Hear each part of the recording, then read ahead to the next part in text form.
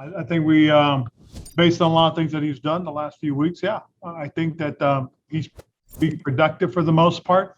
The one area we've got to get better on, obviously, and it's kind of stood out the last few weeks, is we got to be better in the red zone. I mean, again, we've got to come down and when we get chances to make plays down there, we've got to make those plays.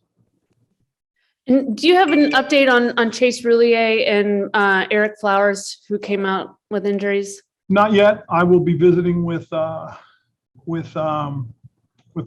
McCracken right after I'm done with you guys, and I'll get the report.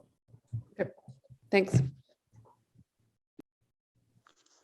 Hey, Ron, you said you would use the bye week to explore lineups, the roster schemes, what have you, to try to get things turned around. Based on what you saw on the tape, what directions do you kind of see yourself looking at further this week?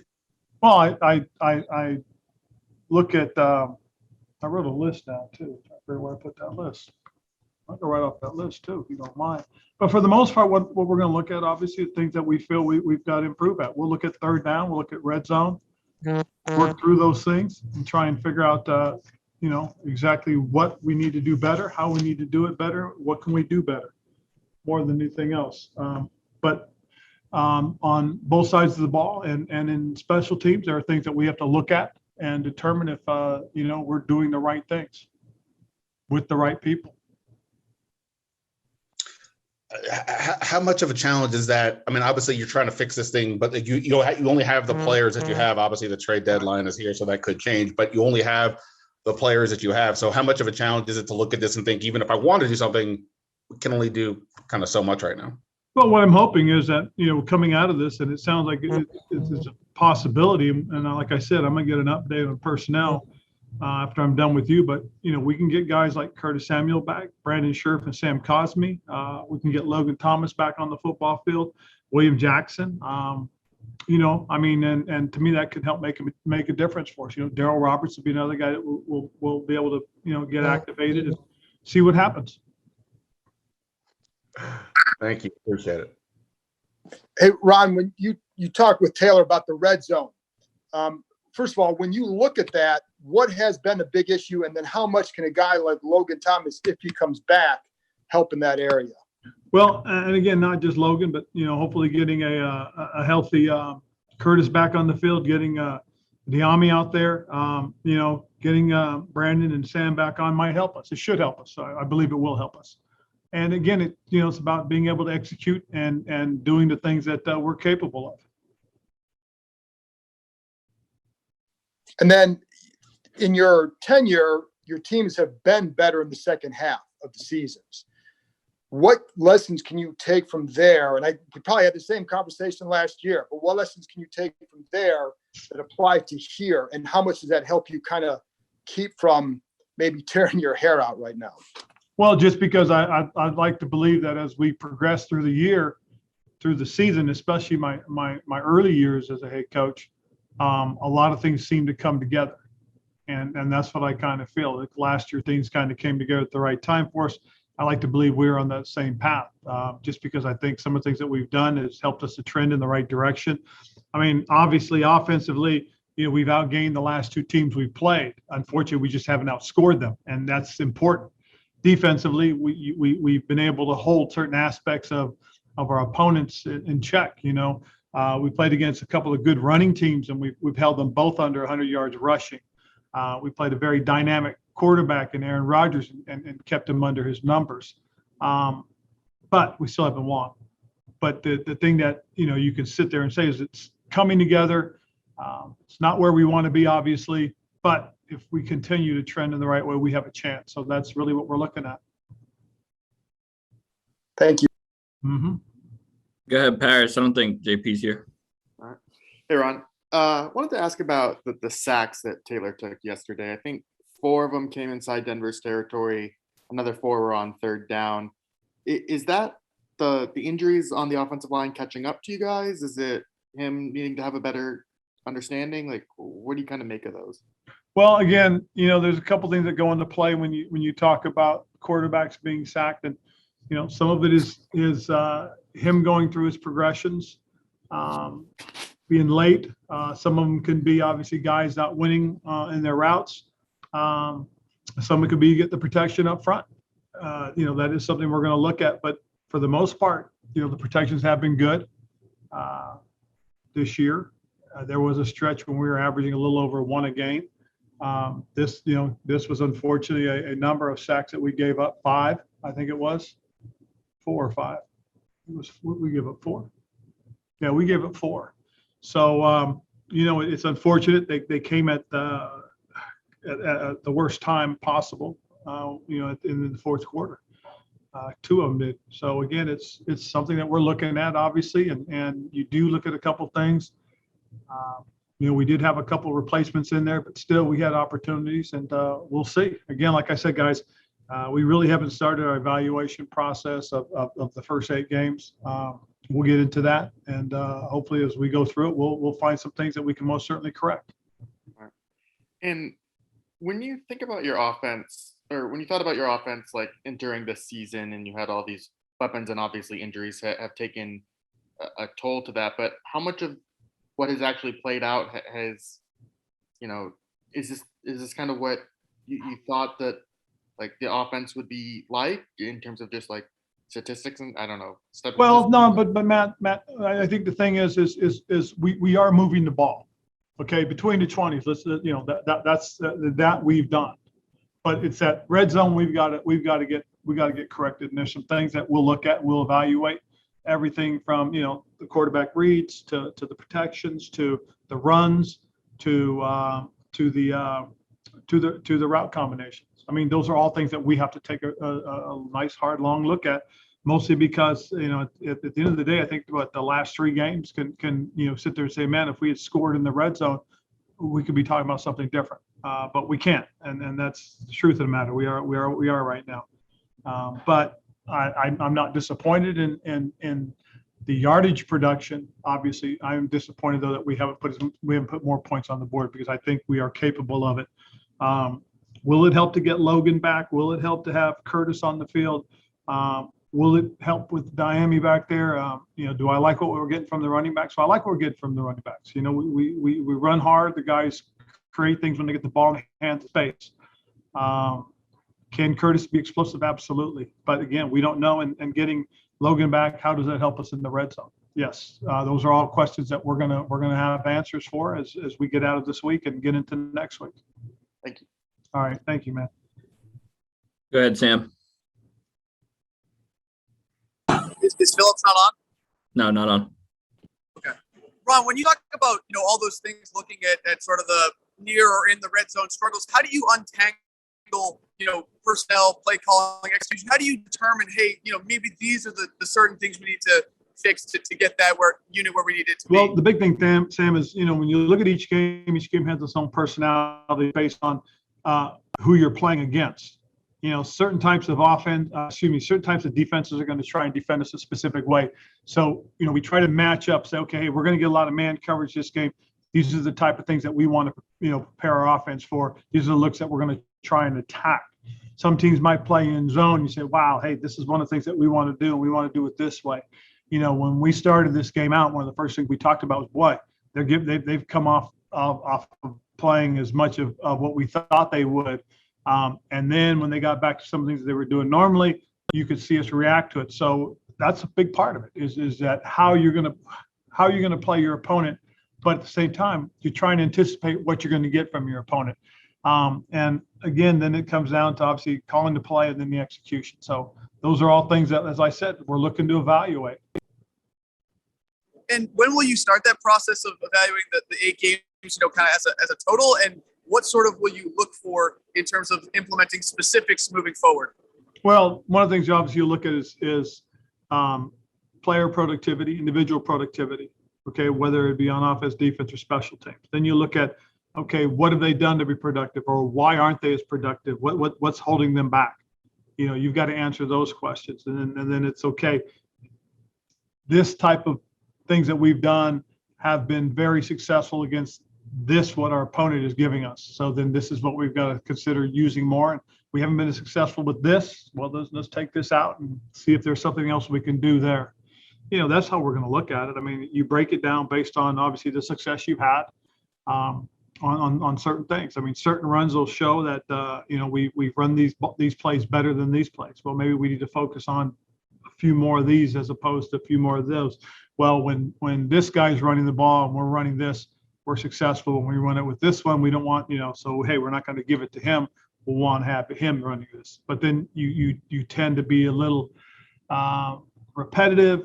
Your opponent picks up that that's a tendency. And so you've got to try and mix things up. Thanks, Ron.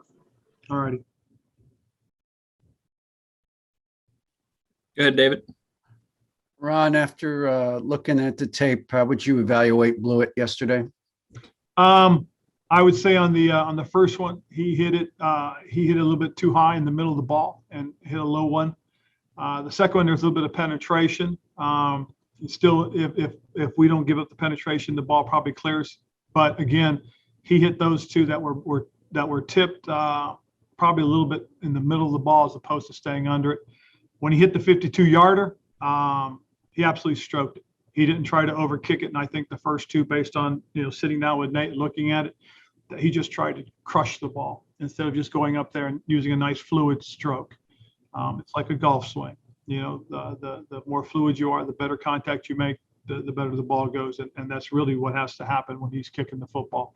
On his extra point, same thing. He was nice and fluid. He stroked the ball and he got the ball clear. So that's something that, we've talked to him about, and he knows, and he'll continue to work on it. Just for the sake of factual significance here, he's still your kicker going forward? For now. Okay. I mean, again, we're looking at the thing everybody understands is kickers are hard to find. Consistent kickers are even harder to find.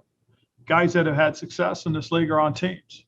There's not a 90% guy out there right now that you could just pick up and he's going to go out and do it.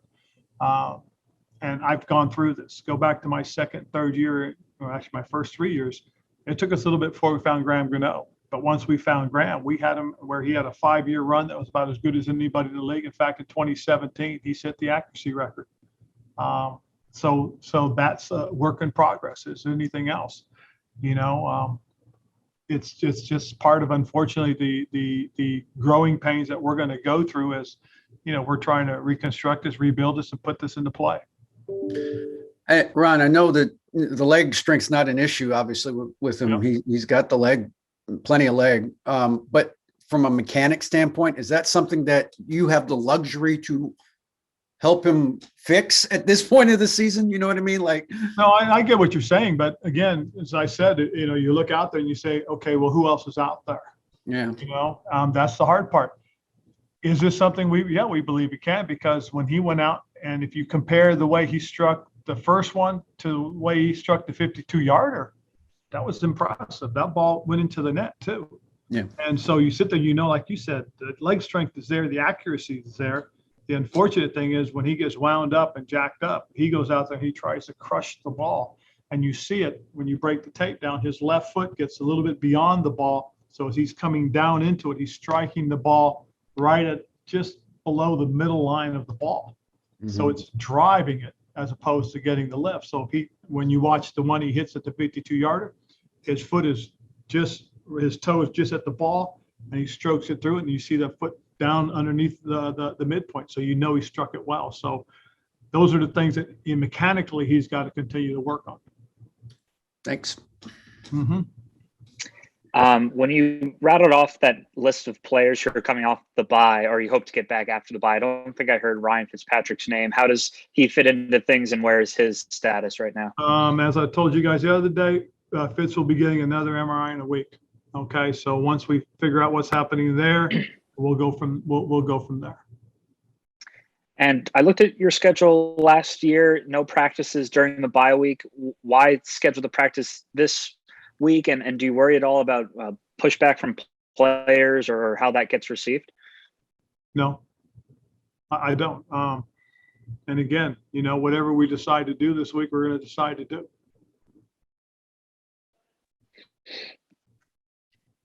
Hey, Ron, I know that you haven't broken down the film on like individual players, things of that nature, but just from what you've seen thus far, how are you feeling about the rookie class and the free agency class thus far through these opening 7 games? I would like to think that, with some of the things that we've done with Jamin, feeling pretty good about some of his progress. Some of the things that I think he can get better at, I think are things he needs to get better at. I really like what we got from Sam until he got hurt, but Sam really seemed to have picked it up quickly. I like how Benjamin is working and becoming a quality young player in this league. I think Deandre's got a little bit of ways to go in understanding, how people are going to handle him. He's a guy with tremendous speed, and we saw what his speed can do, but we've got to get a little bit more out of it. I like what we've gotten from John. I think John Bates has done an excellent job. And, when Logan got hurt, you could really see him, stepping up and taking advantage of his opportunity. I think Dax is a guy that can really come on and do some of the things that that we're looking for at that position. He's a good young guy. As far as the free agents, I'd like to see, obviously, I know what Curtis can do. We just got to get him back on the field.